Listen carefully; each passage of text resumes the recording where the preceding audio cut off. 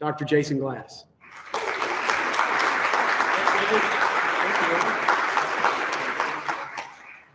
Hi, good morning. It's delightful to see all of you and to go around and hear about some of the ideas that you're talking about. It's just exciting that you're looking ahead, thinking ahead, and I want to acknowledge how far so many communities, so many schools that are represented here in this room are already on, how far you already have come toward the vision really Kentuckians gave us for what they wanted for the future of education. When I decided to apply for the commissioner role here in Kentucky, it was because we had decades of work and capacity around this kind of deeper learning that was already present here. And so it was a place that I really felt was at a tipping point, and even more so now, where the kinds of changes for students that you are envisioning and the work that you're doing, it's parts of it are already happening, and it's ready to happen at scale now here in the state, more so than any place in the country that I'm aware of. When I returned to Kentucky to take on this role, we didn't come in, or I didn't come in with sort of a canned, preconceived notion of what our vision should be. We really did take the time to listen to Kentuckians and ask them what were their aspirations for the future of the state and their children. And our schools, and also about their experiences. What were some of your experiences as a learner, both positive and negative? So through all of that listening, we conducted around 1,200 participants. Really gave us interview information about their experiences in our schools and their aspirations going forward. We took all of that data. We had another group that we called the Coalition for Advancing Education analyze it. They conducted even more interviews in their community. And out of that emerged the United We Learn report that I think you've been talking about. United We Learn brings forth three big ideas that I think you've also been interacting with. The first among those is bring vibrant, meaningful, authentic, connected learning experiences for students. And so we put that first because I think it's actually the most important and most difficult change that we need to bring about. It recognizes that the world has changed dramatically from the kind of education that a lot of us received. And it's being driven by instant access to information, increased artificial intelligence, and that's going to just keep getting faster and be all around us, and the interconnection of the economy and the world in ways that we even right now have a hard time comprehending what that's going to be like. Today is as slow as it's going to get. The world is just going to keep accelerating and getting faster. And so we have to think about how we can change the experiences of our students to prepare them for that fast moving world. So that first big idea around changing the student experience, I think has to be our foundational point of change. In the next couple of weeks, we're going to release the state assessment results. And they're going to be what you expect. They're going to be disappointing compared to historical numbers. And they're going to reflect largely some of the data that we've seen in the national assessment. And they're going to show that our kids struggled through the pandemic with content, with basic foundational reading and mathematics, and with engagement. So that shouldn't be a surprise to anybody when we see that. But you're probably going to have about anywhere from 4 to 24 hours of hyper panic in the state as that comes out. And then that's going to subside, and all of you are going to go back to work. But what I encourage you to do and how to think about when those results come out.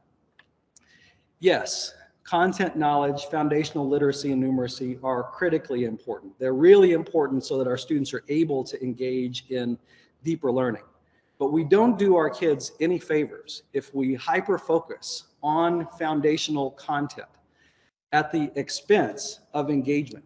Because part of what we're capturing with these declines in results is a crisis of student engagement. Our kids were, if anything, hyper-disengaged over the past 2 years. And some of the work that we have to do is think about ways to have them fall in love with school and fall in love with learning.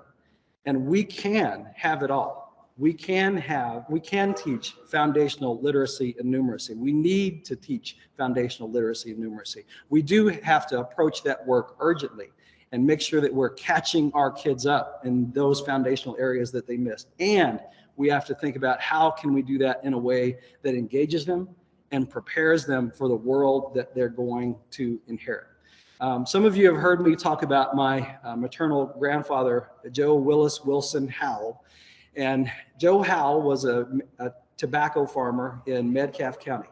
And at the beginning of his career, he literally started plowing that red dirt behind a mule. And at the end of his life, he was driving his Chevrolet pickup truck on an interstate highway system. So that's the change that he saw in one lifetime. So when you go home and you look in the eyes of the 3 and the 4 and the 5-year-olds that are in your preschools and your kindergartens, imagine what the world is going to be like when they're retiring, when they're 60, when they're 80, and they're likely to live past 100. How much the world is going to change. It's hard for us to even wrap our brains around what it's going to be like. But I can almost guarantee you that it's going to be faster than it is right now. It's going to be more interconnected than it is right now. And content is going to matter. Foundational literacy and numeracy is going to matter. But what's going to matter even more is passion and collaboration and connection with others and being able to stand and deliver and communicate in a meaningful way. Those things are going to matter a heck of a lot more. I think that the work that's happening in districts and in classrooms has to go down to, we call it the micro level. Too often at the state, we focus on macro level things. So we talk about funding systems and accountability systems and testing cut points and school choice systems and governance, who gets to make decisions, and all those things are important. We can talk about them. But if we aren't really changing what the student is experiencing, the micro level question, if we aren't really changing that and in a way that prepares that child for the future that they're going to step into, it's not really different. We haven't really changed anything. So that is the big challenge. Change the experiences of our students. And I think we can do that through teaching content, through exposing students to content. One of the ways that we go about that is thinking about the tasks that we assign to students. Greg Sutton is here, and he and I went to high school together in a wonderful community in Meade County. It was a great place to grow up, great place to be a kid, and a great school system. But a lot of the experiences that we had were pretty traditional, and it was a lot of memorization. I can remember one of our teachers, who will go unnamed, wonderful person. We had this amazing piece of education technology. It had a light bulb and a magnifying glass. Do you remember that thing, right? And so some of the tasks that we did were to copy exactly what was on the screen into our notebook and then be graded on that. Or some days, copy full pages out of the textbook into our notebooks and then be graded on that. Those kinds of tasks are not very useful. They weren't useful to us then as kids. They certainly aren't useful to us now, and they're not going to be useful going forward. So things that are repetitive in nature, things that are purely content focused in nature, the utility of that just has an incredible diminishing return. So when we think about the tasks that we give students, how can we have them learn facts and foundational information, and at the same time ask them to solve a problem that's important to them? Ask them to collaborate with others and give a meaningful presentation, or communicate something, or write something persuasive. How can we ask them to design something new? Most of the problems that I deal with as a commissioner, as a parent, as a husband, as a citizen, they are not problems that I can solve with simple solutions. They're not problems that come to me and the problem only has 4 possible answers and I choose one of the 4. Most of the problems that I deal with, that you deal with, that our kids are going to increasingly deal with, don't have easy answers. They have damn hard choices that you have to make and consequences associated with those choices. So I think that the work that we have to do is create the kind of meaningful, complex learning interactions that our kids are going to have to do when they leave our schools. Try to think about how we can change their experiences in school to be like that. One more thing, and then I'll let you get back to work. A colleague that Kentucky is now working with is a professor at Harvard named Joel Mehta, and a few years ago he wrote a book called In Search of Deeper Learning, where he looked all over the country and in several places around the world for examples of the kinds of learning that you're working on right now. And honestly, the book's conclusion is he didn't find very many, even in places that purported to have these kinds of deeper learning experiences. A lot of it was pretty surface. But where he found a lot of it was in the experiences that students have outside of the traditional classroom or outside of the bells. So the kinds of connected, relational, deep, sticky, like it stuck with the students, experiences that they had, were in things like sports and clubs and extracurriculars and music and things in the community. Those experiences stuck with kids.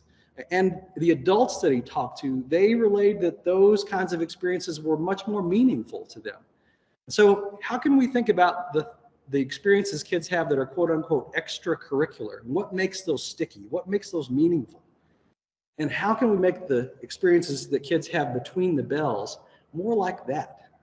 Some of the best examples of deeper learning that I have ever seen came from art, music, physical education, teachers, because it's performance-based, it's experiential. You have to stand and deliver. We had an incredible choir teacher when I was at Meade County High School, and you talk about accountability. When Mrs. Jones asked you to stand and sing your part in front of 100 of your peers, that's accountability, right? That's pressure, more so than on any test that I ever had. So those kinds of experiences are what we have to think about retooling. Another great example of deeper learning that I've seen is go visit people that work in career technical programs or educators that work in alternative education programs. For career technical education programs, they have an instant connection to the world and can have kids experience experiential education in a real and meaningful way. And then our educators that work in alternative education programs, they sort of know that if I approach this with a traditional mindset, these kids are going to eat me alive. And so you have to bring it. You have to bring something meaningful. You have to approach it in a different way. And so I think you can find these kinds of examples in all of your communities, places where you can see the deeper learning. If you go back to Joel Mehta's question, in search of deeper learning, if we look, it's there. You have people that are already doing it. You have people that are already excelling at it. So how do you identify them, connect them, support them, help bring the kinds of learning that they're already doing to scale in your communities? The last thing that I'll say is thank you. I am deeply grateful for the work that you do in your communities, for your kids, for your community, for your colleagues. I know these past couple of years have been really challenging, and we've got a lot of work ahead of us. Again, these assessment results that are going to come out are going to reveal that we have some significant work to do, and we knew that. We knew that. So after the 4 hours of panic, it will subside, and we'll go back to work. And we're going to work our way out of this. Our kids are resilient. Kentucky's kids are as smart as any kids anywhere in the world, and we can do this. Thank you very much, and I'll let you get back to work. I have no idea what I'm supposed to hand off this to. So thank you. All right.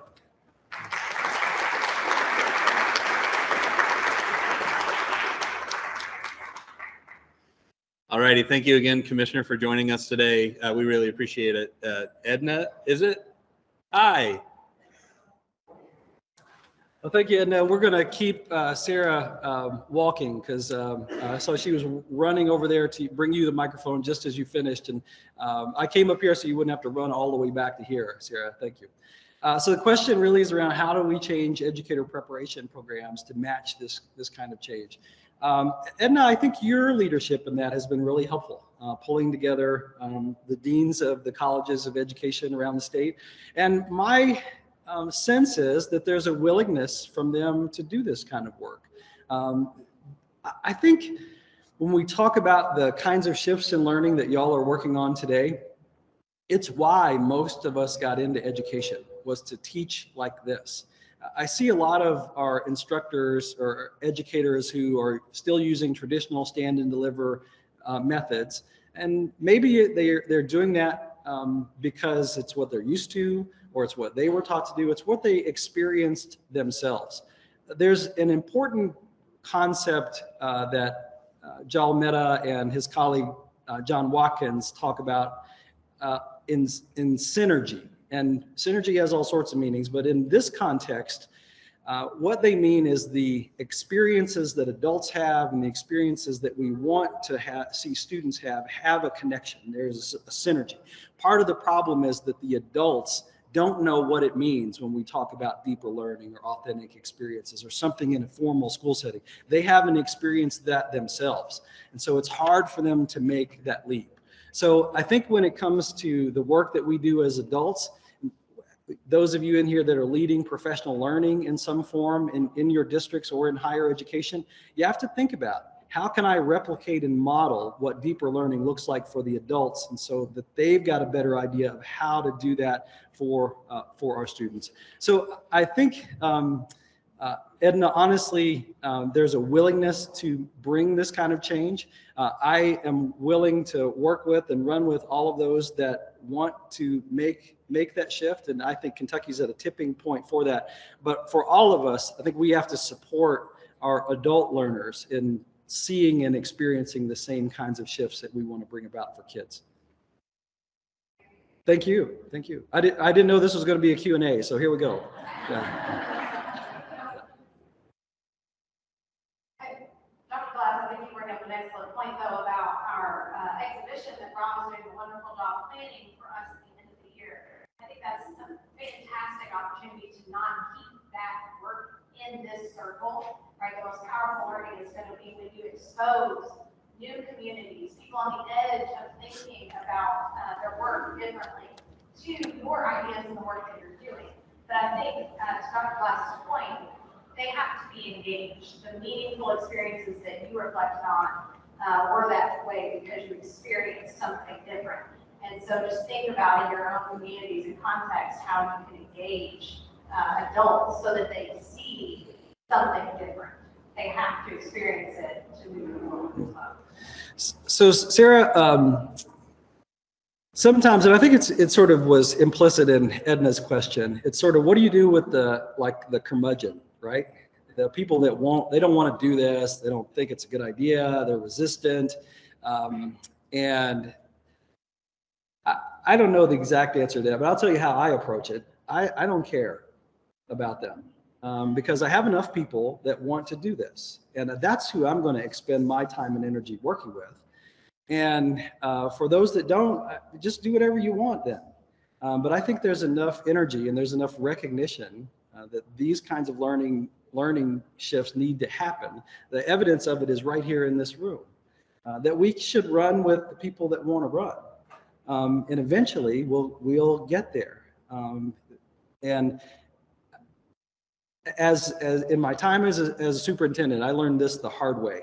Like, you expend a hell of a lot of energy trying to convince people that they're not going to be convinced. And I'm just not doing that with this effort, right? I'm not trying to convince people that you need to do that. If you want to see why we need to make these shifts, then look out any damn window and see what's happening in the world right now and the trends that are happening at an increasing pace that require more than a content-focused and repetitively focused task education. That's the evidence that we need. So if you can't see that, then just sit there. But we're going to move with the people that want to move.